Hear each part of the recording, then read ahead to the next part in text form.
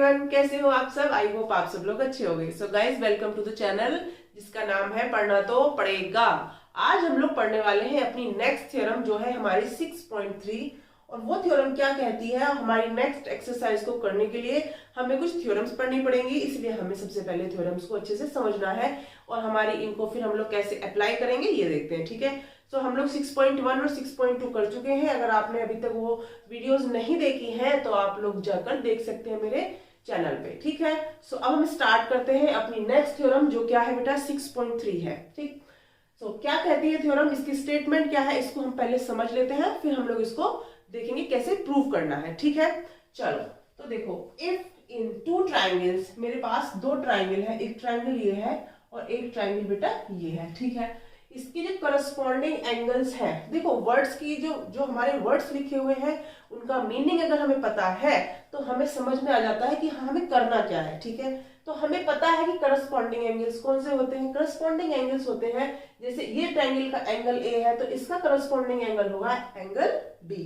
और इसका एंगल ये बी है तो इसका करस्पॉन्डिंग एंगल क्या होगा बेटा ई, और ये एफ किसका होगा, सी का होगा। ये हो गया हमारे करस्पॉन्डिंग एंगल्स।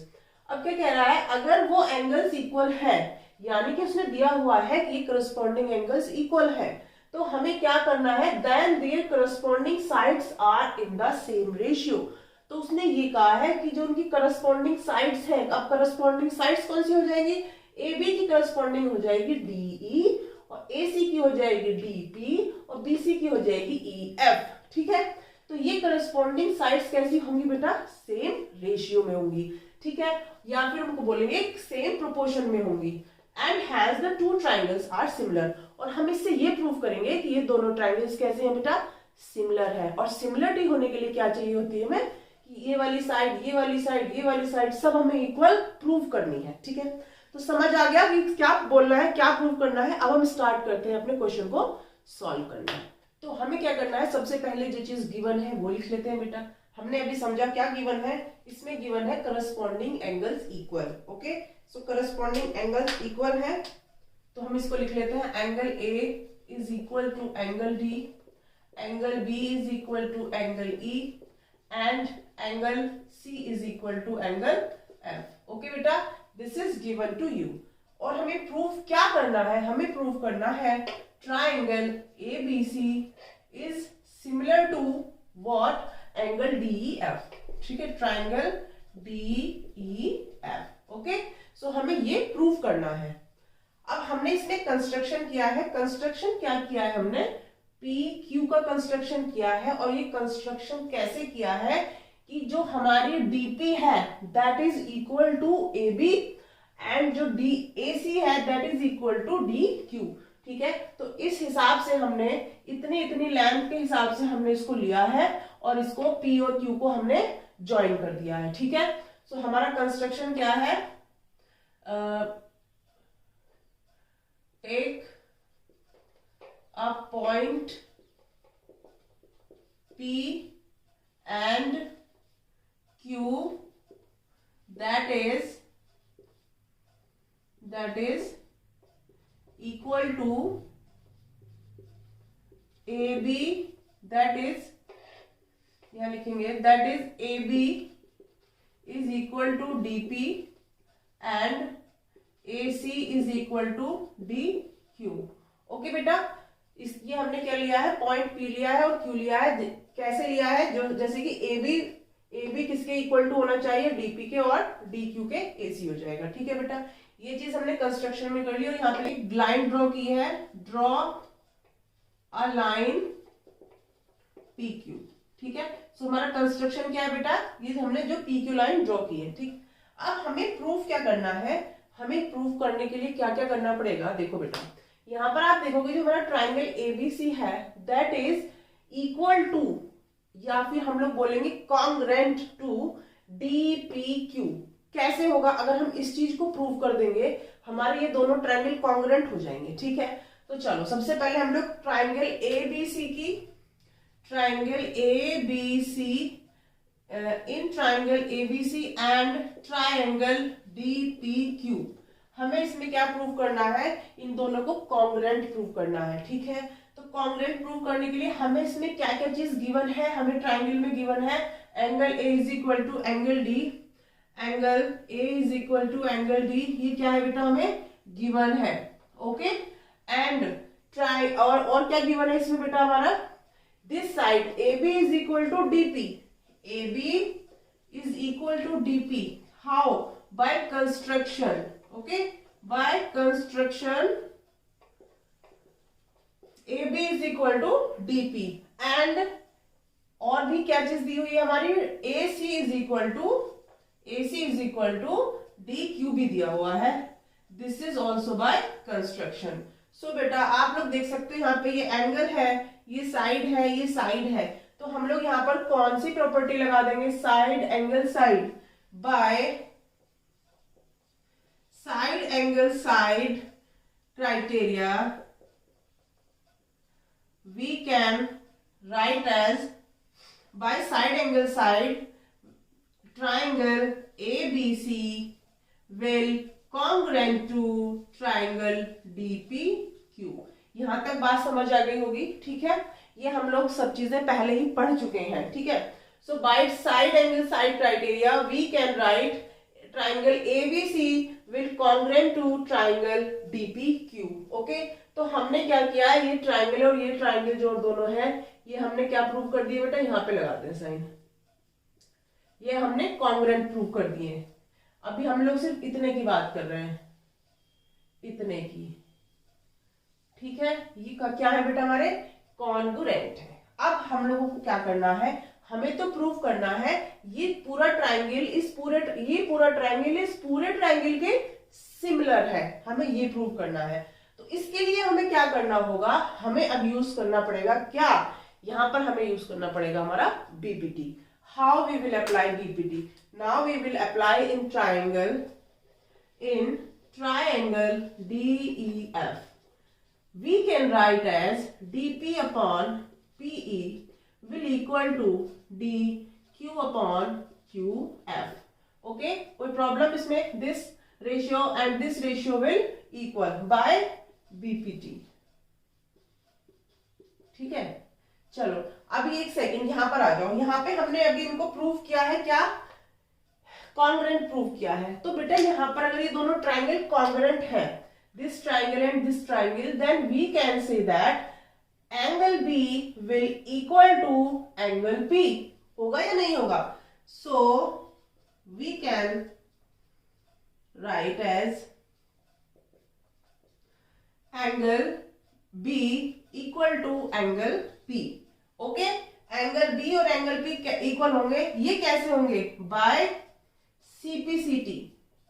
ओके, सबने पढ़ा है सीपीसीटी क्या होता है, तो सीपीसीटी से हमारे angle B and angle P क्या हो जाएंगे, कैसे हो जाएंगे बेटा, ये इक्वल हो जाएंगे, ठीक है। नाउ यहां पर क्या दिया हुआ है, अब हमने यहाँ पे क्या किया, इस पूरे ट्राइंगल में बीपीटी लगाई तो ये रेशियो हमें पता चला। अब देखो यहाँ पे अगर मैं इसको इन्वर्स कर दूं, इसको मैं अगर इन्वर्स कर दूं तो हम इसको क्या लिख सकते हैं, इसको हम लोग लिख सकते हैं PE upon DP equal to QF upon DQ। ये भी लिख सकते हैं, नहीं लिख सकते हैं, ठीक है। अब मैंने इसमें क्या कर दिया, ऐड कर दिया, क्या 1 ऐड कर देती हूं मैं इसमें, DP plus 1 both side. Okay, एक साइड नहीं करना है, दोनों साइड करना है, याद रखें सब लोग। तो हमने क्या कर दिया, add 1 on both side. Okay, so what will be this, PE plus DP upon DP equal to QF plus DQ upon DQ, ठीक है। so we can write it PE plus DP क्या हो जाएगा, PE plus DP is equal to DE हो जाएगा। so this will be DE upon DP and this will be DF upon DQ। Okay बेटा, यहां तक की बात समझ आ गई होगी, कुछ भी ऐसा नहीं था, जो हमने पहले प्रीवियसली पढ़ा हुआ है वही सब हमने यहाँ पर अप्लाई किया है, ठीक है। तो आप देखोगे कि जो DE है, DE किसके इक्वल है, जो DE है, DE तो किसी के इक्वल नहीं है, हम इसको फिर से, जैसे हमने यहाँ पर इसको उल्टा कर दिया था, हम इसको फिर से अपनी पुरानी पोजीशन में लेकर आते हैं। तो इसको हम लोग लिख सकते हैं और dp upon d equal to dq upon df, ये हम लोग लिख सकते हैं। ठीक है, सो इसको मान लेते हैं हम इक्वेशन नंबर 1 मान लेते हैं, क्योंकि अभी तक हमने कोई इक्वेशन यहाँ पर मानी नहीं है। ठीक है बेटा, so by equation number 1 dp upon de is equal to dq upon df। Okay, ये हमें अभी तक समझ आया है।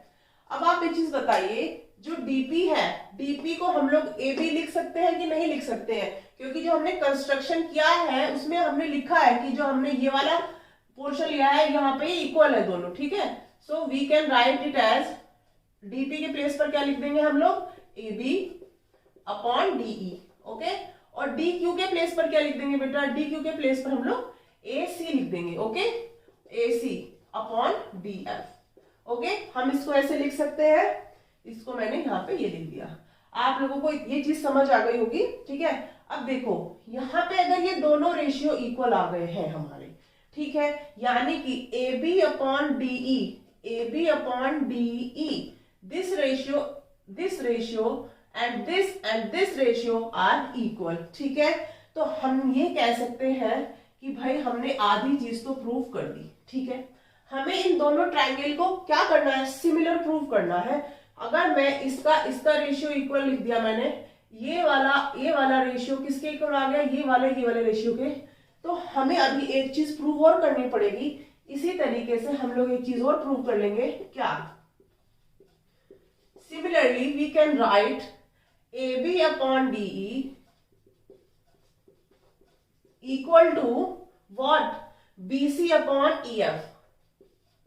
bc upon ef can be write it also ना। हाउ, अगर मैंने यहाँ पे PQ ड्रॉ की है, ये जो PQ ड्रॉ की है मैंने इसके पैरेलल ड्रॉ की है।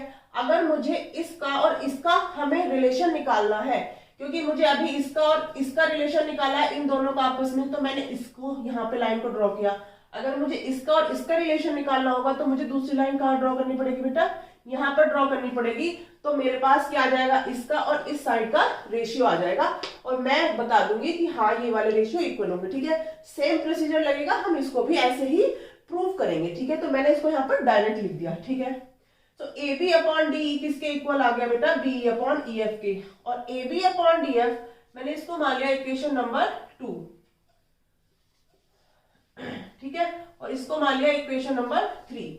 So we can write here from equation 2 and equation 3 we can write ab upon de equal to ac upon df and also equal to bc upon ef। Okay, so आपने देखा क्या कि हमारी जो तीनों sides हैं ये सब आपस में इनके रेशियोज कैसे हैं, इक्वल है। यही हमें यहाँ पर बताना था। ठीक है, तो इसी वजह से हम क्या कह सकते हैं, hence triangle ABC will similar to triangle DEF। ये ट्राइंगल है, ट्राइंगल DEF। ओके, सो यहां तक की कहानी आपको समझ आ गई होगी। कुछ भी बहुत टफ नहीं था, सब कुछ इजी था, अगर आपने पहले से अपने कंसेप्ट्स को क्लियर कर रखा है। ठीक है, अगर आपको कहीं भी कोई भी डाउट है तो आप लोग कमेंट बॉक्स में कमेंट करके पूछ सकते हैं। ठीक है, मगर आई होप आपको ये थ्योरम अच्छे से समझ आ गई होगी। ठीक है, सो अब मिलते हैं अपनी next theorem, that is 6.4। Okay, thank you, have a nice day.